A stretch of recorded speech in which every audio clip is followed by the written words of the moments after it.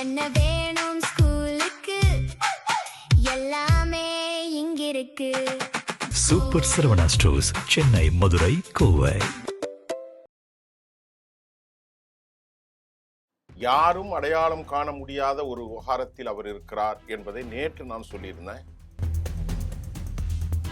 மிக கடுமையான ரணக்கொடூரமான தாக்குதலை நடத்தியதில் ஏராளமான அமெரிக்க வீரர்கள் பலியாகி இருக்கலாம் என்றும், ஆனால் எத்தனை பேர் கொல்லப்பட்டார்கள் என்பதை குறித்து எப்போதும் தெரிவிக்காத அமெரிக்காவும் இஸ்ரேலும் வழக்கமாக மௌனியாகி போய்விட்டார்கள். அமெரிக்கா எவ்விதமான முன்னேற்றத்தையும் அடையவில்லை என்றும், இதுபோல் ஈரானுக்குள் எவ்விதமான எண்ணெய் எரிவாயு தளத்தையும் அமெரிக்கா கைப்பற்றவில்லை.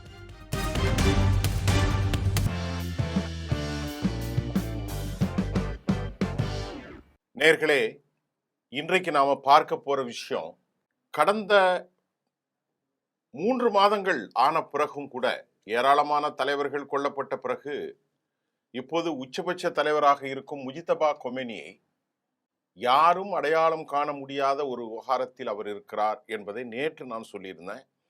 இன்று காலை கிடைத்த தகவல், ஐஆர்ஜிசி கூட அவரை எங்கிருக்கிறார் என்று தெரியவில்லையா. அந்த அளவிற்கு அவர் மறைமுகமாக மிகுந்த ஆக்டிவாக அவர் செயல்படுகிறார். அவருடைய செய்திகள் கடந்த கால பல நூற்றாண்டுகளுக்கு முன்பு மரப்பட்டைகளில் எழுதப்பட்டதை போன்று எழுதி கடத்தப்படுகிறது. இந்த செய்தி வந்திருக்கிறது. குவைத்தில் ஈரான் தாக்குதல்ல அமெரிக்க நிலைகளில் மிக கடுமையான ரணக்கொடூரமான தாக்குதலை நடத்தியதில் ஏராளமான அமெரிக்க வீரர்கள் பலியாகி இருக்கலாம் என்றும், ஆனால் அது குறித்த செய்திகள் இன்னும் முறைப்படியான அறிவிப்பு இல்லை என்ற தகவலும் வருகிறது. ஆகவே இன்னைக்கு ஈரானுடைய நிலை குறித்து ஃபாரின் பாலிசி சர்வதேச நாளிதழ் ஸ்ட்ராட்டஜிக் ஃபெயிலியர் அப்படின்னு சொல்லியிருக்காங்க. ஃபெயிலியர் ஆனக்கு காரணம் என்ன? இப்போ நம்ம முதலாக பேச போகிறோம். முதல்ல குவைத்தில் ஈரானுடைய தாக்குதல்ல அமெரிக்காவினுடைய அல்சலைம், அதே மாதிரி குவைத் நெவி பேஸ், இது எல்லாமே தாக்குதலில் யுஎஸ் இராணுவ நிலைகளில் பல இராணுவ வீரர்கள் கொல்லப்பட்டதாகவும் கடும் காயமடைந்ததாகவும் செய்திகள் தற்போது வெளியாகி உள்ளன. ஆனால் எத்தனை பேர் கொல்லப்பட்டார்கள் என்பதை குறித்து எப்போதும் தெரிவிக்காத அமெரிக்காவும் இஸ்ரேலும் வழக்கமாக மௌனியாகி போய்விட்டார்கள். ஆனால் இது குறித்து துல்லியமான தகவல்கள் எதுவும் அறியப்படவில்லை என்றாலும், 8 பலிஸ்டிக் மிசைல்களும் 30 ட்ரோன்களின் மூலம் அமெரிக்காவினுடைய நிலைகளை தாக்கியதுல பெரும் மரணச்சேதங்கள் ஏற்பட்டிருப்பதை உறுதி செய்ய முடிகிறது. ஆனால் எவ்வளவு பேர், எத்தனை பேர், எந்த மாதிரி சேதம் என்பதை குவைத்தில் அல்சலேம் அந்த இராணுவ பேஸ், நெவி பேஸ்ல நமக்கு அதில் செய்திகள் கிடைக்கவில்லை. அமெரிக்கா தாக்குதல் பந்தர் அப்பாஸில் நடத்திய பின்பு 2 நாட்கள் கழித்துதான் ஈரான் இந்த தாக்குதலை நடத்தியது. காரணம், அங்கே முஸ்லிம்கள் ஒன்றாக கூடும் அரஃபாவுடைய தினம், மக்களெல்லாம் ஹஜ்ஜி திடலில் கூடுவார்கள் என்ற காரணத்தினாலும் கூட இந்த தாமதமானதாகவும் சர்வதேச செய்திகள் வெளியாகி உள்ளன. அவர்கள் தாக்கி அந்த நாளில் திருப்பி தாக்கியிருந்தால் அது பெரும் பதட்டங்களை ஹஜ்ஜிக்கு சென்றிருந்த இஸ்லாமிய அந்த பக்தர்களுக்கு பெரும் சிக்கலை ஏற்படுத்தும், மன உளைச்சலை ஏற்படுத்திவிடும் என்பதை அவர்கள் கவனமாக கையாண்டு தான் தாமதமாக குவைத் தாக்கப்பட்டதாக சொல்லப்படுகிறது. இப்ப இந்த தாக்குதலை தொடர்ந்து நேற்று நாம் சொன்னதின் தொடர்ச்சியாக முஜிதபா கமேனி ஏன் மறைமுகமாக இருக்கிறார்? மரப்பட்டை மூலம்தான் எழுத தொடங்கி இருக்கிறார். இது ஐஆர்ஜிசி யாருக்குமே தெரியாதாம். அந்த கவனத்திற்கு மிக முக்கிய காரணத்தை சொல்லிவிட்டு நாம் கீழே ஏமன் விவகாரத்தை பேச போகிறேன். என்ன விஷயம் என்றால், மரப்பட்டையின் மூலமாக கடந்த காலங்களில் லோக்கல், அதாவது பெர்ஷியர்கள் பேசும் ஒரு பாஷையில் அரிசி போன்ற ஒன்றை கரைத்து மையாக்கி அதிலிருந்து எழுதிதான் தகவல்களை குறிப்பிட்டு அவர் அனுப்புகிறார். அவர் எங்கே இருக்கிறார், யாரோடு இருக்கிறார், எந்த சொசைட்டியில் இருக்கிறார், எப்படி கடத்தப்படுகிறது, அதெல்லாம் தெரியாது. ஆனால் அவர் பெரிய மலைகளுக்கு கீழே இருக்கிறார் என்றெல்லாம் சொல்லப்பட்டது. ஆனால் எந்த தரவும் இல்லை. ஏன் மக்களோடு மக்களாக வாழ்ந்தாலும் யாரும் கண்டுபிடிக்க முடியாது. எத்தனையோ 1000 கிலோமீட்டருக்கு அங்கிட்டு இருந்தாலும் கண்டுபிடிக்க முடியாது. அதெல்லாம் ரொம்ப இம்பாசிபிள். இந்த தலைவர்களை அவர்கள் மொசாத்து கண்டுபிடித்து வேட்டையாடியது அவர்கள் மக்களோடு மக்களாக நகர்ப்புறங்களிலே வாழ்ந்ததா. ஆனால் இப்பொழுது முஜித்தபா கமேனி மரணித்து விட்டால் அல்லது உளவாளிகளால் கொல்லப்பட்டால், அமெரிக்காவோ மொசாத்தோ கொன்று விட்டால், அதற்கு பிறகு ஈரான் முழுமையாக மேற்கத்திய கட்டுப்பாட்டுக்குள் சென்றுவிடும். அமெரிக்கா சுவாகா செய்துவிடும், இஸ்ரேல் சுவாகா செய்துவிடும். இதை அறிந்துதான் முத்தவாக்கள், அரசு தலைவர்கள், அரசியல் இராணுவ தலைவர்கள் இருக்கும் ஒரே மனிதனையும் காலி செய்து விடுவார்கள் என்பதை முஜித்தபாவை எங்கிருக்கிறார் என்று யாராலும் தெரிந்து கொள்ள முடியாது. அரசு தலைவர்களோ, பிரசிடென்ட்டோ, பிரைம் மினிஸ்டரோ, அப்படியெல்லாம் பெரிய பதவிகள் இருப்பவர்கள் கூட செயல்பட முடியாது. அவர் எப்போது என்ன சொல்கிறார் என்பதை மட்டும் யூகிப்பார்கள். அவரோடு சில ஆலோசனை கர்த்தாக்கள் சில விஷயங்களை பகிர்ந்து கொள்ளலாம். அது ஒரு புறமாக பகிர்ந்து கொண்டே இருக்கப்படும், மற்றொரு புறமாக இந்த விவகாரம் நடக்கும். IRGCக்கும் தெரியாது. இந்த நிலையில் பாதுகாப்பாக அவர் இருக்கிறார். அவரை எளிதில் நெருங்க முடியும். ஏன்னா பெரிய 100க்கும் மேற்பட்டவர்களை இழந்து போய்விட்டார்கள். இனி இழப்பதற்கு அவர்களுக்கு ஒன்றும் இல்லை. இருந்த போதிலும் சயின்டிஸ்ட்லாம் இழந்தனால நூற்றுக்கணக்கில் இளம் சயின்டிஸ்ட், அணுவிஞ்ஞானிகள் கொத்து கொத்தாக அங்கே உருவாகி கொண்டே இருக்கிறார்கள். அது அமெரிக்காவுக்கு கெட்ட செய்தி, இஸ்ரேலுக்கு மகா கெட்ட செய்தி. ஒன்றை அடைத்தால் ஒன்றை திறப்பான் என்று 100 பேர் போனால் 10,000 பேர் உருவாகி இருக்கிறார்கள் என்பதுதான் கள நிலவரம். அங்கே 100 கோடி பேர், அங்கே 9 கோடி மக்கள் வாழ்கிறார்கள். இஸ்ரேலை போல 70 லட்சம் 60 லட்சம் அல்ல. ஆகவே 100 பேர் என்பது ஒன்றுமே இல்லை. அடுத்து ரொம்ப நாளா மௌனமாக இருந்த ஏமன், ஏமனில் அவர்கள் கை வைத்திருக்கிறார்கள். ஏமன் உங்களுக்கு தெரியும், ஹவுதி. அமெரிக்கா விமானம் சுட்டு வீழ்த்தப்பட்டிருக்கிற தகவல் வந்திருக்கிறது. அமெரிக்காவுடைய F-35 விமானம் சுட்டு வீழ்த்தப்பட்டதா அல்லது இயந்திர கோளாறுகள் ஏற்பட்டதா என்பது பின்னர் தான் தெரியும். யமன் பகுதிகளில் இவர்கள் உள்ளே சென்று யமன் பகுதிகளில் ஏன் சென்றார்கள் என்பது, அமெரிக்காவுடைய F-35 விமானம் அங்கே சென்றதும், MQ-9 உளவு சென்றதும், சுட்டு வீழ்த்தப்பட்டதும், மீண்டும் அங்கே ஒரு தாக்குதலை அவர்கள் நடத்துவதற்கு முயற்சி செய்யலாம் என்கின்ற ஒரு பரபரப்பு இப்பொழுது இருக்கிறது. ஏமன் அமைதியாக இருந்தாலும் ஏமனுக்கு ஏன் சென்றது அமெரிக்க F-35? அங்கே என்ன விவகாரம்? அப்படி என்றால் இவர்கள் நீண்ட போரை எதுவும் செய்ய தயாராக இருக்கிறார்களா என்ற கேள்வியும் எழுகிறது.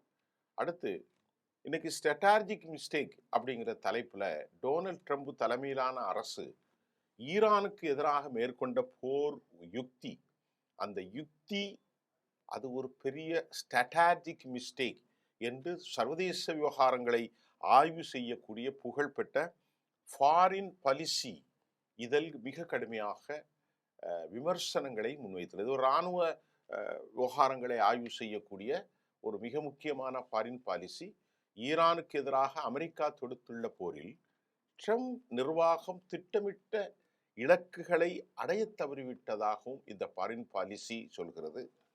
இந்த மோதலின் விளைவுகளை எதிர்கொள்ள வாஷிங்டன் நிர்வாகம் தயங்கி வருவதாக, இது ஒரு blunder mistake, strategical mistake, foreign policy ரொம்ப தெளிவா சுட்டி காட்டி உள்ளது. அதே சமயம் இந்த பொலிட்டிக்கல் ஃபால் அவுட் அப்படிங்கிற அடுத்த கட்டத்தில் என்ன சொல்றாங்கன்னா, தோல்விகளை வெளிப்படையாக ஒப்புக்கொள்வதற்கு பதிலாக ஒயிட் ஹவுஸ் இந்த மோதலால் ஏற்பட்டுள்ள அரசியல் பாதிப்புகளை, இந்த பொலிட்டிக்கல் ஃபால் அவுட் சமாளிக்க முயன்று வருவதாகவும், ட்ரம்பின் மீது மிகப்பெரிய விமர்சனத்தை இந்த சர்வதேச ஃபாரின் பாலிசி ரொம்ப முக்கியமான நாளிதழ் குற்றம் சுமத்தி இருக்கிறது. இது அமெரிக்காவில் அறிவுசார் தளத்தில் இந்த செய்தி பெரும் டிராஸ்டிக் எஃபெக்ட்ஸ் ஏற்படுத்தி இருக்கிறது. பொது சமூகத்திலும் பெரும் எஃபெக்டை ஏற்படுத்தி இருக்கிறது. இது அல்லாமல் அமெரிக்கா எவ்விதமான முன்னேற்றத்தையும் அடையவில்லை என்று அவர்கள் குறிப்பிட்டிருக்கிறார்கள். அமெரிக்கா எவ்விதமான முன்னேற்றத்தையும் அடையவில்லை என்றும், இதுபோல் ஈரானுக்குள் எவ்விதமான எண்ணெய் எரிவாயு தளத்தையும் அமெரிக்கா கைப்பற்றவில்லை, அமெரிக்கா எந்த முன்னேற்றத்தையும் அடையவில்லை என்றும், ஈரானுக்குள் எந்த விதமான எரிவாயு தளத்தையும் அமெரிக்காவால் இதுவரை கைப்பற்றவில்லை என்றும், மாறாக ஈரான் திருப்பி அடித்ததில் ஒரு 30,000 கோடி $3 பில்லியன் மதிப்பிலான விமானங்களையும் ட்ரோன்களையும் அமெரிக்கா இழந்தது என்றும் இந்த ஃபாரின் பாலிசி நாளிதழ் சொல்லி காட்டுகிறது. அது மேலும் தனது செய்தலில் இந்த போரினுடைய உக்கிரத்தால் ஏற்பட்ட இழப்புகள், நீண்டகால தாக்கங்கள், மற்றும் பொருளாதார செலவுகள் போன்ற மிக முக்கியமான கேள்விகளை எதிர்கொள்வதை டொனால்ட் ட்ரம்ப் நிர்வாகம் தொடர்ந்து தவிர்த்து வருவதாகவும் த ஃபாரின் பாலிசி நாளிதழ் கடும் குற்றச்சாட்டை வைத்திருப்பது இது உலகம் முழுவதும் இப்போது பேச்சு பொருளாக ஆகியிருக்கிறது. அடுத்த ஒரு செய்தினா, ஈரான் எந்த நிலையிலும் பலவீனம் அடையவில்லை. இதுதான் உண்மையாகும். அப்படி பலவீனம் அடைந்திருந்தால் ஹெர்முஸ் ஜலசந்தி திறக்க ஏற்பாடு செய்திருப்பார்கள். அமெரிக்காவால் ஒன்றும் செய்ய இயலவில்லை என்ற நிலைக்கு தற்போது தள்ளப்பட்டிருப்பதாக சர்வதேச நாளிதழ்களின் செய்தி குறிப்பிடுகிறது. போரியல் ஆய்வாளர்கள் அமெரிக்காவே போரை நிறுத்திவிட்டு சமாதானம் செய்து வருகிறதே ஈரானுடைய பவர்ஃபுல் ஆர்மி என்பதை அவர்கள் நிரூபித்து வருவதாக சொல்லப்படுகிறது. ஈரானுடைய இஸ்லாமிய தலைமை கடும் அழுத்தம் கொடுத்த நிலையில் எந்த நிலையிலும் அமெரிக்காவோடு சமாதானம் செய்யக்கூடாது என இஸ்லாமிக் தலைமை கடும் அழுத்தம் கொடுத்து வருவதாக அமெரிக்கா தடுமாற்றத்திற்கு காரணமாகவும் அமெரிக்கா ஒரு ஒப்பந்தத்தை ஏற்றுக்கொள்ள இயலாத நிலைக்கு வருவது இவர்களின் பிரஷர், அவர்களின் வல்லமை, ஆயுத பலம் என்பதை இப்பொழுது உலகம் சற்றேறக்குறை தெளிவுபடுத்தி இருக்கிறது. அமெரிக்க தாக்குதல் நடத்தி இருப்பது வேண்டுமென்றே தாக்குதலை நடத்தி வரும் நிலையில் அமெரிக்காவுக்கு எதிராக ஈரான் கடும் நடவடிக்கைகளை எடுக்க ஆரம்பித்து விட்டது. அதுவும் இப்பொழுது தெரிகிறது. அமெரிக்காவை உலகம் காரி உமிழும் நிலையில் ஈரானுக்கு இதில் எந்த பொறுப்பும் இல்லை. இது என்ன செய்தி சொல்றாங்கன்னா, இப்போ உலகத்தினுடைய பொருளாதார நிலை ரொம்ப மோசமா இருக்கு. அமெரிக்காவிலும் வலுவிழந்து போகிறது. அதனால அமெரிக்காவை தான் உலகம் கேள்வி கேட்குமே அல்லாமல் ஈரானுக்கு இதில் எந்த ரெஸ்பான்சிபிலிட்டியும் இல்லை என சர்வதேச நாளிதழ்கள் குறித்து சொல்லி காட்டுகிறது.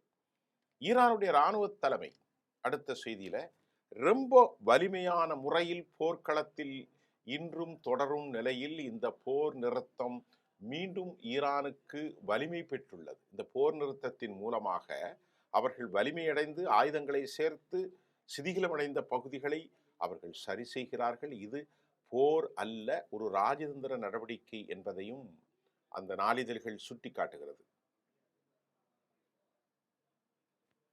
ஈரானுடைய பொருளாதார நெருக்கடியை சந்திக்கும் நிலையில் அவர்கள் கவலைப்படவில்லை.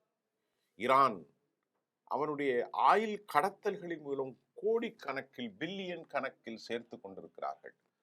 மக்கள்கள்தான் அங்கே சிரமத்தில் இருக்கிறார்கள். ஆனால் இராணுவமோ பல செல்வந்தர்களோ ஈரானில் குவிந்து கொண்டுதான் இருக்கிறார்கள். ஆகவே இந்த நிதிகளின் மூலம் அவர்கள் அமெரிக்காவை காலி செய்கிறார்கள். மறைபொருளாக ஏராளமான எண்ணெய்கள் கடத்தப்படுகிறது. வியாபாரம் ஓஹோவென நடக்கின்றது. ஈரானுக்கு செல்வ செழிப்பாகித்தான் வருகிறது. ஈரான் அழியவில்லை என்றெல்லாம் யாரும் சொல்ல முடியும். ஈரானுக்கு 4000-5000 பேர் செத்திருக்கிறாங்க. ஏராளமான தளவாடங்கள் போய்கொண்டிருக்கிறது. ஆனாலும் ஈரான் வியாபாரத்தை அவர்கள் நிறுத்தவில்லை. அதில் உண்மையாகவும் தெரிகின்றது. இதற்கிடையில் அமெரிக்காவினுடைய யுத்த கப்பல்கள் தொடர்ந்து அங்கே நிறுத்தி இருப்பது அமெரிக்காவுக்கு தாங்க முடியாத பொருட்செலவுகள் ஏற்படும். அந்த செய்தியும் வந்திருக்கிறது. எவ்வளவு காலம்தான் யுத்த கப்பல்களை அங்கே நிறுத்தி வைத்திருப்பார்கள். அந்த யுத்த கப்பல்களை அவர்கள் நிறுத்த முடியாத அதிகமான பொருட்செலவுகள் ஏற்படும். அடுத்து ஈரான் இந்த அளவிற்கு தாக்குதல் நடத்திய போதும் அவர்களால் பலமாக எப்படி இருக்க முடிகிறது? ஈரானுடைய மலைகளை குடைந்து அமைக்கப்பட்ட ஏவுகணை மற்றும் ஆளில்லா விமானங்கள் தற்போது தேவைப்படுகிற போது மட்டும் வெளியாகி வருவதாக அயலக செய்திகள் பரபரப்பு ஏற்படுத்துகிறது. அப்படி என்றால் ஈரான் வலிமையான முறையில் இன்னும் பல மாதங்கள் வலிமையான முறையில் போர் செய்யும் தன்மை கொண்டு ஒன்றாக உலக போர் ஆய்வாளர்கள் கருதுகிறார்கள். இது அமெரிக்காவுக்கு மிகுந்த மோசமான செயல். இதற்கிடையிலே MQ-9 2 உளவு விமானங்களை ஹவுதிகள் சுற்றி வீழ்த்தப்பட்டது ஏன் என்று சொல்லப்படுகிறது. இந்த MQ-9 2 உளவு விமானங்களை ஹவுதிகள் சுட்டு வீழ்த்தப்பட்டது பெரும் சிக்கலை ஏற்படுத்தியிருக்கிறது. 2 ட்ரோன்கள் ஏன் ஹவுதிகள் சுட்டி வீழ்த்த முயற்சி செய்த நிலையில் அமெரிக்கா அடுத்த தாக்குதல் ஹவுதிகளாக இருக்கலாம். ஏனென்று சொன்னால் ஈரானுடைய பிராக்சிகள் ஜிஹாதிகள் வலிமை அடைந்து வரும் நிலையில் ஏதாவது ஒரு ஆபரேஷன் நடக்கலாம். ஈரானுடைய ஆயுத வலிமை குறித்து உலகத்தில் உள்ள எல்லா இராணுவ வல்லமைகளையும் உறுதி செய்து வரும் அதன் தலைவர்கள் ஐஆர்ஜிசி இருக்கும் வரை எங்களுடைய இஸ்லாமிக் கொள்கை தொடர்புடைய ஆட்சியை யாரும் தடுக்கவோ அதை அழிக்கவோ முடியாது என்று சொல்கிறார்கள். அதே நேரத்தில் ஹெர்முஸ் ஜலசந்தி பகுதிகளில் ஈரான் நினைக்கும் அளவில்தான் கப்பல்கள் எல்லா நிலைகளிலும் பயணிக்க முடியுமே தவிர இப்போதும் வேற எந்த பைபாஸ் மூலமாகவும் தப்ப முடியாது. இதுதான் உண்மை. ஈரானுடைய பெர்மிஷன் இல்லாமல் யாரும் தப்ப முடியாது. அமெரிக்கா என்ன கூறியிருக்கிறது என்று சொன்னால், இப்போ அமெரிக்கா கடைசியாக ஒரு டீலுக்கு வந்திருக்கிறாங்க. Deal or no deal. முதல்ல என்கிட்ட கொடுத்துரு, இல்லைன்னா மண்ணோட மண்ணாக அதை புதைச்சிரு. அது ஒரு குறிப்பிட்ட நாளைக்கு அப்புறம் ஏதோ ஆயிரும்னு நினைக்கிறேன். அதை பற்றிய டெக்னிக்கலான ஒரு அறிவு நமக்கு இல்லை. இந்த அணு ஆயுத கழிவுகளை மண்ணோடு மண்ணாக புதைத்து அதன் வலிமை முழுமையாக, அதுக்கு ஒரு டேம்ஸ் ஒன்று சொல்கிறாங்க, அது எனக்கு ஞாபகத்துக்கு வரல, அந்த வலிமையாக உங்களுக்கு புரிகிற மாதிரி முழுமையாக அழித்து விட வேண்டும். எங்கள்கிட்ட கொடுக்கலன்னா நீ ரஷ்யாட்ட கொடுக்கக்கூடாது, எங்கள்கிட்ட கொடுக்கலன்னா நீ சீனாவிடத்தில் இந்த என்ட்ரி செய்யப்பட்ட ஸ்டாக் பைல்ஸை ஒருபோதும் கொடுக்கக்கூடாது என்று இப்போது அமெரிக்கா இறங்கி வருகிறது. ஆக ஒட்டுமொத்த செய்திகளை நாம் பார்க்கிற போது அமெரிக்கா பின்னடைவு, அமெரிக்காவுடைய பின்னடைவை சர்வதேச நாளிதழ்கள் சுட்டி காட்டியதை பேரு எல்லாமே சொல்லிட்டேன் உங்களுக்கு. அதை பற்றி நான் எப்போ பேசினாலும் ஆதாரங்களோடு ஆங்கில செய்திகள் அல்லது தமிழில் வரக்கூடிய சில செய்திகளை உங்களுக்கு நோட் பண்ணுவேன். சர்வதேச போரியல் ஆய்வாளர்களையும் அவர்களும் நம்பகத்தன்மையோடு சொல்கிறத மட்டும்தான் சொல்லுவேன். சும்மா இந்த லோக்கல் மேகசின்ஸ்லாம் சொல்ல மாட்டோம். ஆகவே இன்னைக்கு ஸ்ட்ராட்டஜிக்கல் மிஸ்டேக்கு ஒரு ஃபால் அவுட்டுக்கான காரணம் என்ன, இதற்கு ஃபாரின் பாலிசி எந்த மாதிரி சொல்லியிருக்கிறது என்பதையெல்லாம் நான் உங்களுக்கு சொல்லியிருக்கிறேன். மீண்டும் அடுத்த செய்தியில் சந்திப்போம். நன்றி.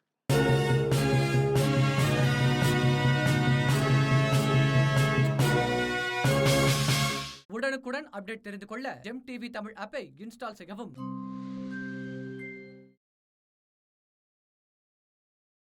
என்ன வேணும் ஸ்கூலுக்கு, எல்லாமே இங்கிருக்கு. Super Saravana stores, Chennai, Madurai, Kovai.